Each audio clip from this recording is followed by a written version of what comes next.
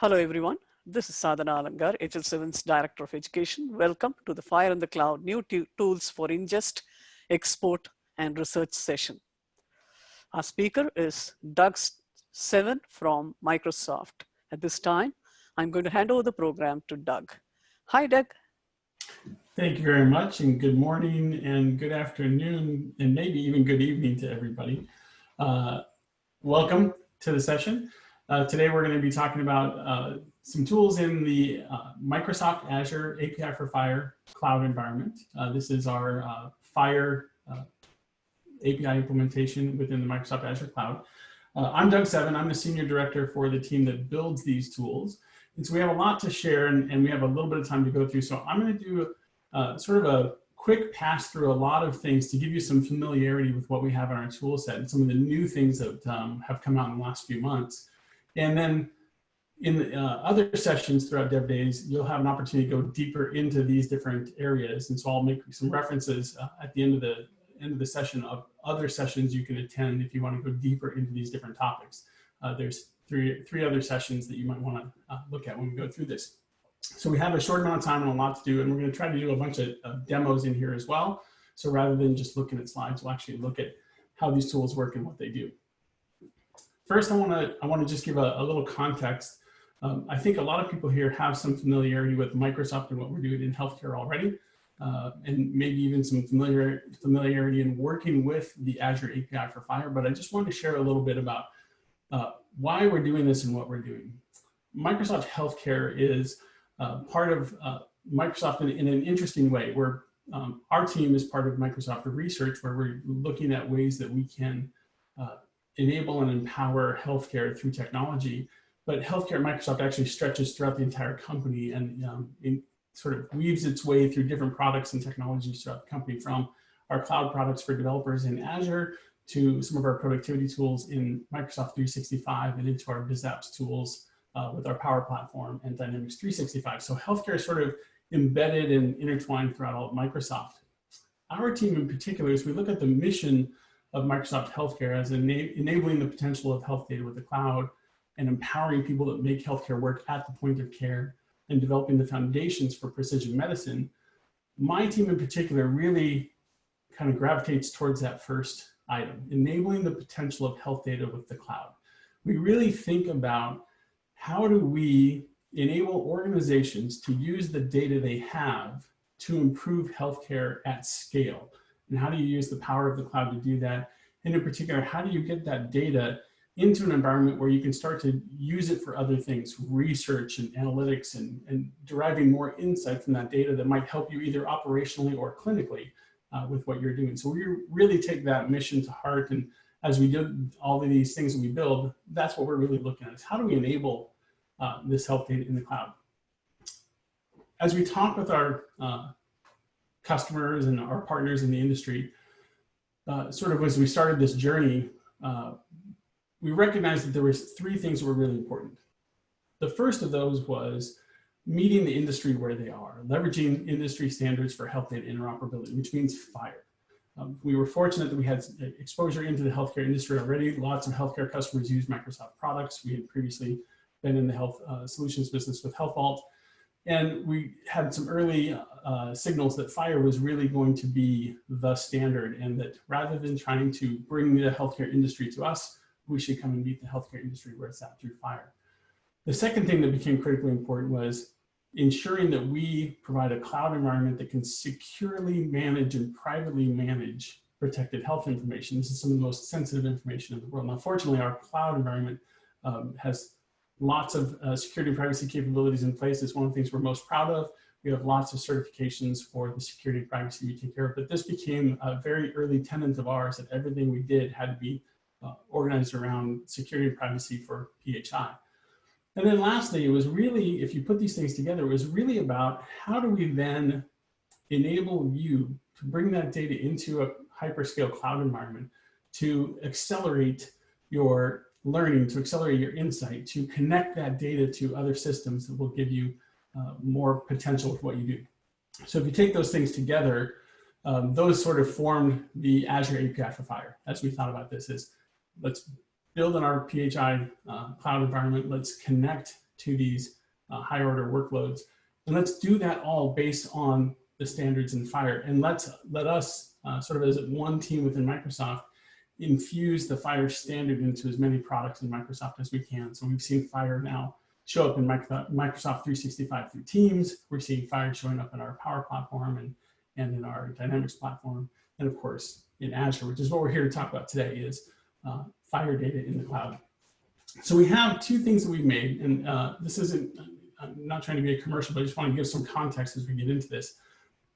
When we started, we had this firmly held belief that because we're participating in an open community that is building an open standard, it's only appropriate that we do that in the open as well. And so we started by releasing what's called the FHIR Server for Azure, which is an open source implementation of the FHIR specification. This can be found on GitHub.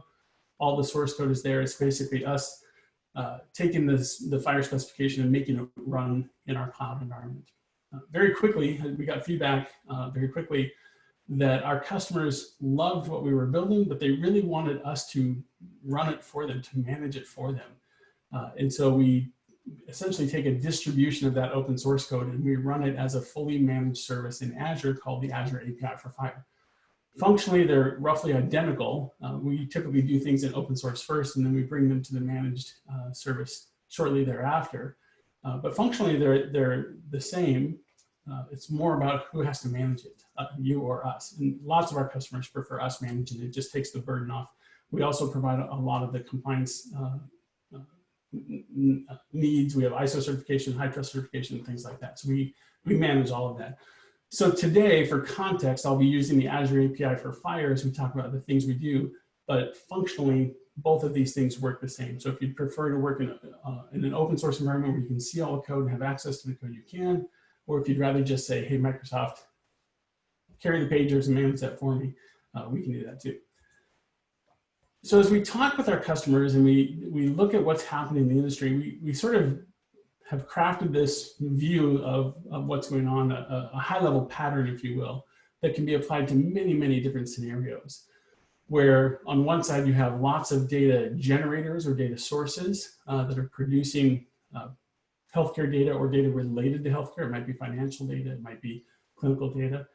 And through a series of processes, the goal is to take that data out of those systems, ingest it into an environment that you can work with it, bring it all together into one unified environment where you can persist it and work with it, and then ask questions of that data, derive intelligence and insight out of that data, and then connect it into other systems that you can use, whether it's patient apps that run on mobile devices or insight dashboards used for operational purposes, or smart on FHIR apps that you want to run inside the context of an EHR.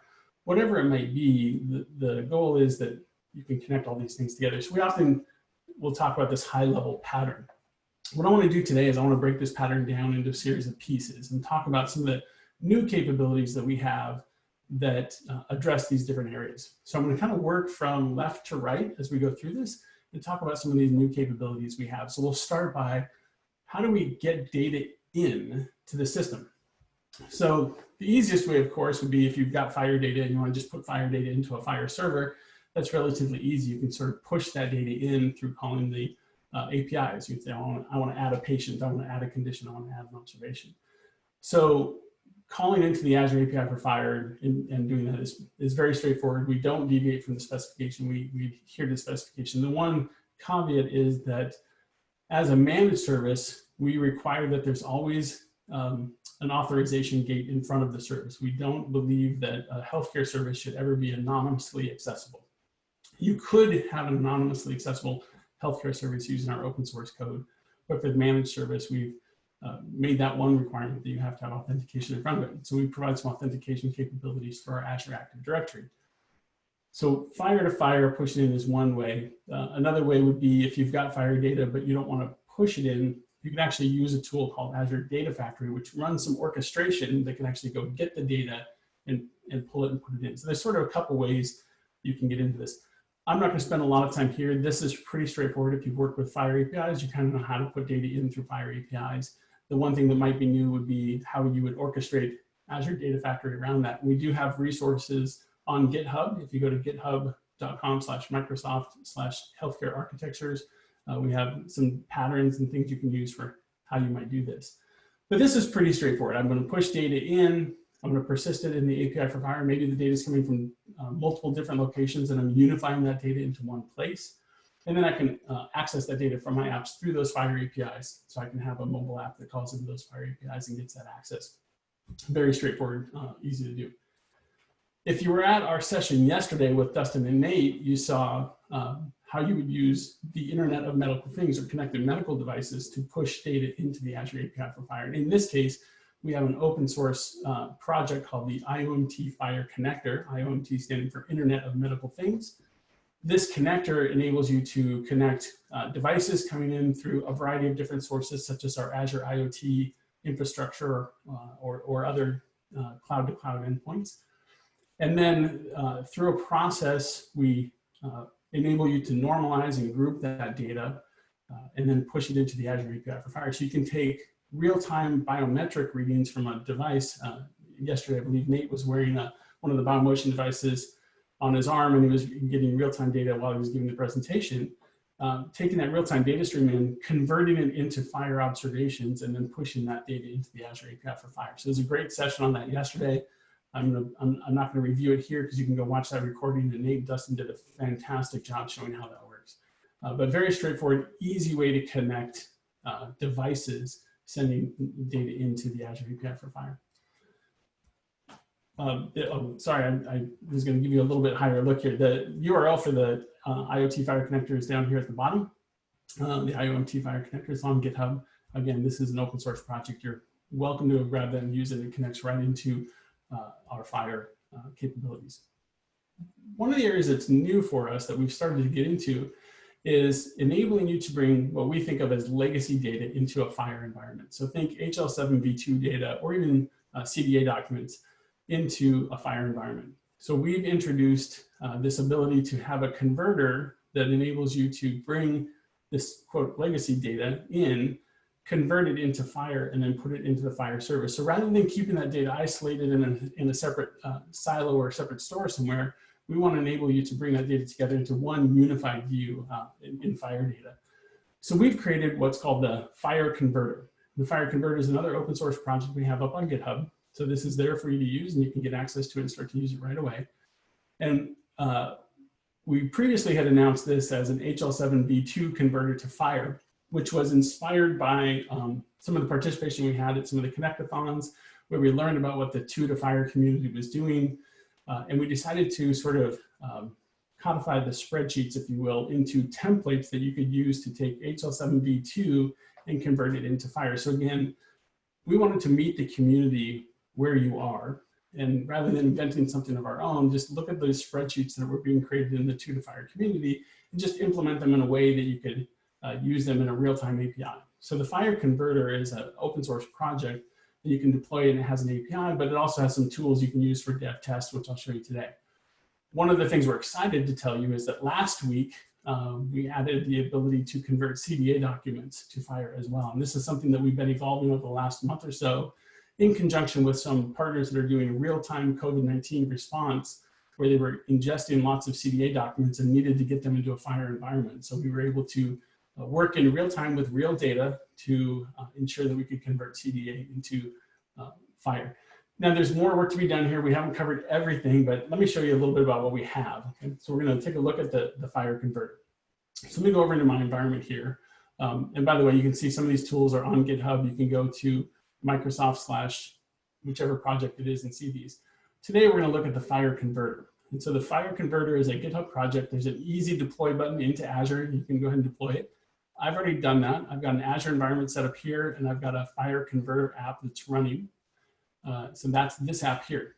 Now, this is not the app you would use in production. This is sort of a dev test GUI environment. In fact, when you deploy this, it actually deploys on an API. So you have an API that you can use in real time to convert your data. So, but for today, we're going to look at the sort of dev test environment. And you can see the converter has 2 flavors. There's an HL7v2 flavor and a CDA flavor. So if I want to, I've got some sample data here. You can certainly load whatever data you want. I'm just going to go ahead and load an ADT message for Donald Duck. And then I'm going to load a template. And when I do, In this lower left-hand quadrant, you'll see the template. In the lower right-hand quadrant, you'll see the result of passing this message through the template and getting the FHIR output. So I'm gonna go ahead and load the ADT template. Now again, these templates are based on the 2 to FHIR spreadsheets. You can see we have lots of different templates that come together to form larger templates. So the ADT template, for example, is actually a collection of patient templates, encounter templates, procedure templates, and so on and so forth. So now you can see this transformation from Donald Duck here down here. And in fact, you know, if I were to change his name to Jimmy, I can see that changing in real time. So I can use this as a dev test environment to see how my templates work and what they do. I can move things around. I can drill into the templates and see what they do and how they work. And in fact, there's some logic built into some of these things to do things like add hyphens to dates and things like that for some of the formatting. So we've done a bunch of work here to make it as easy as possible for you. In the CDA conversion, it's sort of the same thing. We did the layout a little bit different because of how cumbersome CDA documents can be. But I can go ahead and load a CDA document, and same thing, I can load a template. So let's say I'm going to load a procedure note. And so I've loaded the CDA, I've loaded the template, and then the output is that FHIR bundle that I can then put right into our API for FHIR. So super easy tool to work with and use. And then, you know, use this as a great tool for developing your templates. These are all editable. You can change them. You can save them. You have full access to do whatever you want with them. These are just meant to be a starting point. But then in real time, you can use the API to pass messages in, get FHIR bundles back out, and then put those FHIR bundles right into the API for FHIR. So that's a quick demo of the FHIR converter. Again, open source project, easy for you to use. You can deploy it right into Azure and away you go. The next area I want to talk about is how we then, once you've gotten that data in, so if you look in the ingest and enrich column, you see we talked about, you know, data factory to sort of orchestrate getting some data. We talked about the IoT FHIR connector for device to FHIR data. We talked about the FHIR converter for legacy to FHIR data. Now, if we flip on the other side of persist is where that FHIR data lives in the Azure API for FHIR. The data goes in through the APIs, we manage it, we store it. You don't have to worry about anything. Your access to that data is through the API. On the flip side of that, you might want to do something with that data, secondary use. You want to explore that data. You want to do some intelligence on that data, other things. And so the ability to query and provision and get the data you want out of that. Now, there's lots of ways to do this. Certainly, we implement all the FHIR search capabilities and things like that. There's some different search and sort filters we're still working on, but the capability is there. What I want to talk about is how you would use this sort of in bulk secondary use. So first is our support for the bulk export command. So we've added support for $export for system level export of your data. So basically, I want to get all the data out of my FHIR server, and then I want to do something with it. What's really interesting is what we've done around our de-identification capabilities and our path to full anonymization. We've released into GitHub the FHIR tools for anonymization, again, an open source project. This enables you to take FHIR data, either as JSON documents or in the JSON documents if you have bulk FHIR data, and you can push it through our FHIR anonymizer tool, and out of that will come de-identified data. Now, by default, we can easily implement safe harbor de-identification, so we can redact a bunch of attributes. But we've also given you the ability through a configuration tool to change how you do some of that. So let me give you an example of what that looks like. There's a configuration file that goes along with the anonymizer tool, and I'll show you a demo here in just a second. But I want to point out a few things about how this works. So we've implemented some of this capability using FHIR path. I'm getting a little hum off the speaker there. Hopefully it's not bothering too many people. So with FHIR path, what we've done is a few things. One is we've created a path, you can see hopefully the number 1 here, where you can identify nodes by their type. So in this case, we're saying nodes that are of the type address and either the country field or the state field. That's what the pipe in the middle means, is the or sign. And we've said we want to keep those. We want to keep country and state. So we can identify things we want to work with sort of by type. We can also identify them by their sort of field level. So resource.id. So rather than say node by type, we can just say resource.id. We want to crypto hash that. So that's another form. Rather than just redacting it, we can crypto hash it. We can also do normal redactions. We can say, oh, if it's a reference display, we want to redact that. We don't want that in, and you can apply your safe harbor rules doing that. And what's also interesting is safe harbor, of course, will say dates need to be narrowed down to the granularity of a year. But if you're doing some work where for all the right reasons, you can still have dates, but you can't have the actual date, we've added the ability to do date shifting. And so in this case, you can see we're saying if it's a date, or if it's a date time, or if it's an instant, rather than redact it, we want to date shift it. And then down below in the parameters, you can see there's some date shift parameters. So date shift key, so I can add a seeding key for my randomization on date shifting. The date shifting will move the date up to 100 days in either direction. And then the date shift scope can be at the resource level, the document level, or the folder level. So in this case, I'm saying everything that's in the same folder, I want to shift with the same amount of data so I don't mess up too many things. And then lastly, I'll point out the rules around zip codes and partial zip codes. Of course, safe harbor calls for partial zip codes unless there's a population threshold that's not met, in which case you have to restrict completely those zip codes. So we've enabled partial zip codes, so you can redact only a portion of the zip code, keep the first part of it, unless it's one of the zip codes in this list, in which case we'll redact the whole thing because the population in those zip codes is too small. So let me show you how this works. Let me give you a quick demo of this. So what I've done is there's a couple things. Let me come over here to my Visual Studio Code environment. What I've got is a folder. So let me show you the folder. I've got a de-identified folder, it's empty. And if I look at my demo folder, I've also got a source folder that has a handful of documents in it. So that's exactly what we're looking at here in Visual Studio Code. In this case, what I'm looking at on the left is a patient. And you can see I've collapsed a few of these things that are identifiers and things. That's just for viewing sake because I want to show you something. But those are all of those values are in the original document. And I've got my rules for how I want to de-identify this data over here on the right. And so you can see I'm doing address and country, or excuse me, country and state I want to keep, resource ID I'm going to cryptohash, so on and so forth. And then anything that's an extension I want to redact because I don't know what's in that extension, so I'm going to get rid of that and so on. So what I'm going to do is go ahead and go to my command line tool. So I'm in my demo folder. So the FHIR tool, the FHIR Anonymizer tool is actually a command line tool that we can use. So I've actually created a shortcut for it just for my own sake. But it's just a command line tool. Now you can use this command line tool in a cloud environment using Azure Data Factory, and we have some samples online for how to do that. But in this case, I'm going to just say my input folder is source, and my output folder is Deidentify. And then when I run this, the FHIR Anonymizer is going to run.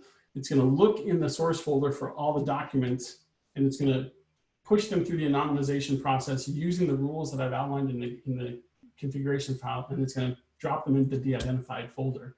So when I run that, you'll see it's found 13 resources in that folder. It's just going to parse through them quickly and then drop them into the de-identified folder.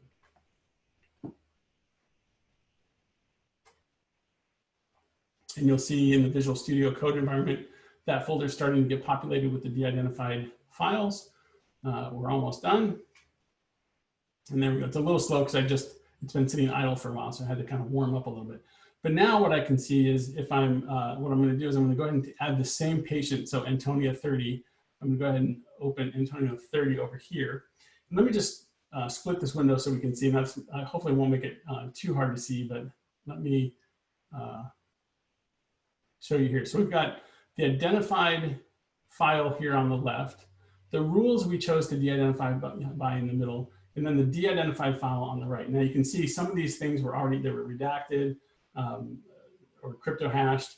But if I come down here to this same area of the document, you can see we said redact the extension. So the extension is largely redacted. All this data is gone, with the exception of we kept, because we had said keep address, state, and country, so we kept this. So that rule was an override. It said, no, I know we said redact extension, but we also said keep state and country.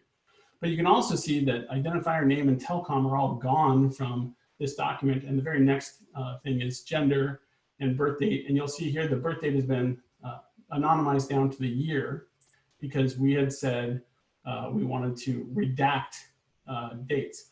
So if I were to change redact to date shift, for example, and I'll go ahead and save that file, I'm going to rerun the anonymizer, and it's just going to overwrite the files that I put into that folder. So we'll see it as it goes through this. It'll write those files, and we'll see an update to the file on the right here.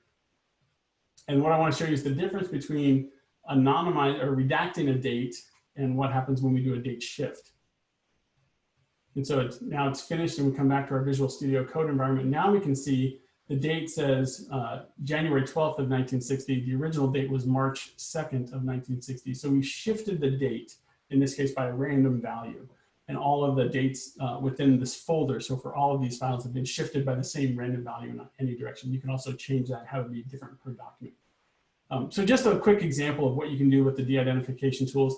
The rules that you can apply using the FHIR path rules are extensive. There's quite a bit you can do here. In fact, the default configuration file that we give you when you clone the GitHub repository is quite extensive.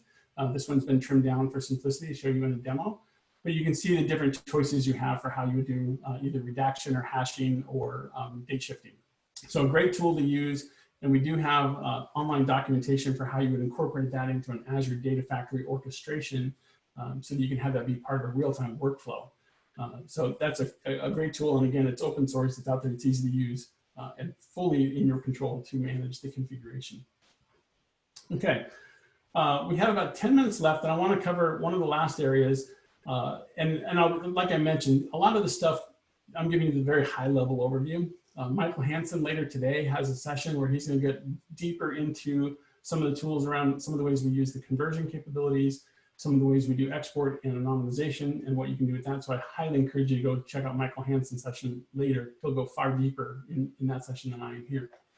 But I do now want to talk about sort of the connection. Once you've gotten your data and done some work with it, I want to connect it into some tools for visualization that I can get some insight out of. I can use these for data-driven decision-making. I can really get more value out of my data. So one of the things we announced kind of quietly announced back in February, and it was lined up around what was supposed to be the HIMSS event, was the release of something we call the Power BI FHIR connector. Now this is really important. The Power BI FHIR connector is a tool that we've built into the Power BI platform that enables you to connect our Power BI intelligence solution to nearly any FHIR endpoint. There are some caveats to how Power BI works and what it requires, but we've built this in such a way that the Power BI tool, and Michael Hansen tomorrow will go really deep into how this works and what it does. But this tool connects to a FHIR endpoint, interrogates its capability statement, and then from that point can understand what that FHIR server is able to do and can represent that data in the Power BI environment. This is designed to work with version 2, 3, and 4. And I'm demoing with R4 in the Azure API for FHIR. We do support STU3 as well. But I want to show you how this works. Now, the one caveat I'll tell you, and there's a link to the documentation on how you use this here. This is built into Power BI Desktop. So if you've got access to Power BI and you download the latest version of Power BI Desktop, you have this capability available to you. Like I said, you can connect to any FHIR server, not just the Azure API for FHIR. So if you have another FHIR server you're running, you can connect to it. The only caveat is it either needs to be accessible anonymously, which we don't recommend. Again, with any PHI data, we don't recommend anonymous access. But if you have a test environment that you're working with or fully de-identified data you're working with, maybe you might have that. But the other is that it has to be secured with Azure Active Directory, which the Azure API for FHIR is. And if you run other tools in the Azure environment, you can use Azure Active Directory as your authentication and identity management system. So that's just the one caveat I'll talk about. So let me show you how this works. And I'm going to do a little bit of a demo on building out a FHIR report, a Power BI report using FHIR data. So let me go back to my environment I was in. And I'm going to go to Power BI. So I've got Power BI Desktop running here. And I'm going to dismiss this window. So if you've worked with Power BI Desktop, there's nothing really different about what we're doing here. It's just about where you're getting the data from. So I'm going to go ahead and choose to get data. Oops. There we go. And the easiest way to get it, rather than search into this list, is just to type FHIR, and you'll recognize the FHIR logo quickly. So I'm telling Power BI, hey, I want to go get FHIR data. I want to connect to a FHIR server. And I'm going to choose to connect. And in this case, it's going to prompt me with what's the endpoint I want to connect to. Now, in this case, I've got a FHIR server running. So up in Azure, I've got this FHIR server running. In fact, here's my capability statement. So I'm going to go ahead and grab this URL. That's the FHIR server I want to connect to. And so I'm going to go ahead and paste that here. And I'm going to say, OK. Now, I would normally be prompted to authenticate against that FHIR server. I've already done that to kind of speed this process up. So I've already authenticated myself against that FHIR server. And now it says, OK, Power BI is looking at the capability statement. It's looking for what that FHIR server can do. And it's going to give me a list of what's available to me. So you can see here, and I'm not going to go deeply into this because, again, Michael Hansen will do that tomorrow. But it has a bunch of different resources here. So I'm going to choose two. I'm going to choose condition. So if I filter for condition, and I'm going to choose patient. And so now I'm basically saying, okay, I see everything the FHIR server can do. I just want to go get patient and I want to go get condition. And I want to do a little bit of transformation on that data. The Power BI FHIR connector understands via the capability statement what the FHIR server is capable of doing and what data it can give me. I don't want to get everything. I want to get sort of a subset. So you can see I'm looking at a query for condition or patient. If you've used the Power Query editor before, this will look very familiar to you. For condition, what I'm going to look for is the code, and I'm going to find the code. And I just want the display text of the code. That's all I really care about. So I'm going to go ahead and click on text and click OK.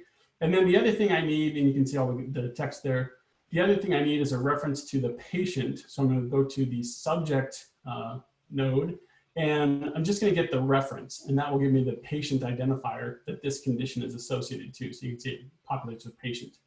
And then similarly, I'm going to go to my patient, and you can see there's that reference ID. So that's the connection between the two. And I'm going to grab, we've got gender, I want that. Birth date's in there, I'm not sure if I want that.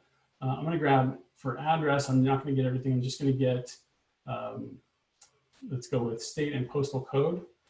And I'll click OK. And you'll see it'll move that out into 2 columns for state and postal code. So that's my data. I'm going to go ahead and say close and apply. And it'll start to work on that data. And you'll see a little dialog pop up here. It's starting to query the FHIR server for that data. Now, this FHIR server has about 1,000 patients in it. So it's going to get roughly 1,000 patients. And there's about 6,000 or so conditions associated with those patients. So it's going to go get those 6,000 conditions. So we're really getting about 7,000 records here really quickly out of the FHIR server. So you can see it's loading, conditions are loading, patients are loading. Looks like all the patients have loaded and the conditions are just populating now.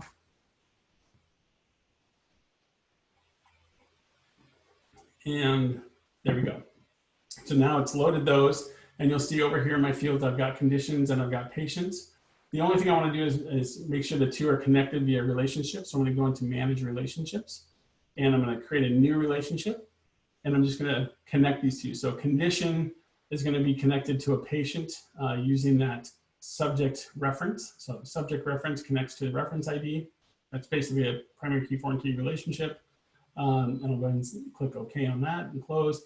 And now the two tables in my Power BI environment are connected, and I can start to work with them. So for example, I can I'm going to add a line chart, or excuse me, a bar chart. And for the bar chart, I'm going to add let's put the code text in the legend and in the values so we can see what we're looking at. Oops, my VM's running a little sluggishly. So I can see all the different codes. I'm going to add a circle chart, and for that I'm going to use the patient gender. So I'm going to go ahead and put patient gender in the legend and patient gender in the values. And so now I can see, my patients are roughly split almost equally between male and female. I'm going to go ahead and add a map. I want to see where these people are. Let me move this where it's a little more visible and make it a little bit bigger. And for that, I'm going to go ahead and add the postal code as the location. And I'm going to add the postal code as the size, so you can see how that'll basically increase the bubble based on how many different people are in there. And then for the legend, I'm going to go ahead and add the code text. So I want to see what, it basically matches what's in that bar chart with what's in this map chart. So we can see that. And then the last thing I'm going to do is I'm going to add a line chart down here at the bottom. And for this, I'm going to go ahead and just add a couple data fields. I'm going to go ahead and add the code again as the axis, and as the values here. I think that's what I want to do. Yeah, I think we'll do that for now. And then, so this gives me something, but this isn't particularly, this is not great. This is not super useful. So what I'm going to do is I'm going to look at a page level filter, and I'm going to go ahead and grab code text and add it as a page level filter. So I can filter the entire page based on something I'm looking for. Now, there was a great session on Cynthia data and COVID, so I used that. So I'm going to go ahead and look for COVID, both COVID and suspected COVID. And so we'll start to see some of this apply. And actually, let me change from our line graph, let me change the axis to the date. That would make a better line graph. So I'm going to just grab the day and make that the axis, and we'll get rid of code text. And so now we can start to see what we have by date there, and I'll add code text to the legend. That'll give me 2 different lines that I should be able to see. So now I can start to see my COVID data. And if I take the month and add that as a filter as well for the page, then I could say, oh, I just want to see March, for example. And so I can start to see, oh, my COVID data was spiking up and coming down. I can see how it's spread through the city. If I want to look at a particular day, like, oh, there was a spike in confirmed cases here, I can click on that. And everything changes in unison. These are all connected together. So I can start to see the split of gender that were affected on that day, with an increase in COVID related cases that day, and where in the city they were. And as it starts to taper down, I can say, oh, you know, what's happening at different dates? Where are the cases? What are they doing? Or I can just say, oh, I just want to see just where the positive cases are, not the suspected cases, and I can look at that. So you can see, now again, this is Cynthia data, so it's kind of funny that everything's so evenly split everywhere, but that's what you get when you're working with synthetic data. But you can see how then you could apply this in real life and what you could do with it in real time. All right, we're right up on the end of our session time, so let me just wrap up by saying a couple things. We looked across this entire pattern and this entire spectrum, and I did a very fast flyover on a lot of this stuff. So I definitely encourage you to check out the other sessions where you can go a little bit deeper. Yesterday's session on the IOMT FHIR connector is absolutely worth looking at. And then later this afternoon, Michael Hansen will be talking about the FHIR converter and export and the FHIR tools for anonymization, amongst other things. And then tomorrow afternoon, he'll be going deeper into that Power BI connector that I just did a very quick flyby over. And he'll be talking about how it works and how it turns Power BI queries into FHIR queries and what it does there and how that is built. So I highly encourage you to go check out those sessions. You know, these are the ones you want to take a look at for sure. The other thing I'm going to recommend to you is go do this. Get your hands on. The examples I was using today start by deploying our Azure API for FHIR Sandbox. This is a sample environment that's in GitHub. You can deploy it easily into your Azure environment, and it gives you everything from a sample web app that's connected to the FHIR API. It gives you the ability to do export. It sets all these things up for you. You can then go add the FHIR connector and the FHIR, the IoT FHIR connector and the FHIR converter, as well as the tools for anonymization. All of those are available for you in GitHub. I strongly encourage you to check those out. And then finally, the Power BI FHIR connector. All you have to do is download the latest version of Power BI Desktop, and that's included in there. So thank you very much. With that, I think we're right at time. And I'm checking out the Q&A window, and I don't see any questions. So hopefully that means I did a good job at answering them as we went along. If there's questions, now's a good time, and I'll keep an eye on the Q&A. If there's questions that come up later, we can answer them there as well. But thank you very much, everybody. Thanks, Mike. Thank you so much for that informative session. Well-attended session. Thanks to everyone for participating. We'll see you soon in other sessions till we meet again, though. Bye, everyone. Bye, Mike. Bye, Doug. Bye. Thanks, everybody. Thank you.